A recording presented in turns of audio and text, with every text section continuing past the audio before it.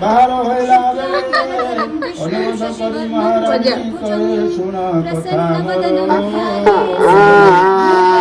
ग्रंथा शिकाराणि देवमते मोर निवेदन न भूलिब तुमे अभागिनी कथा तुमे मोर प्राण धन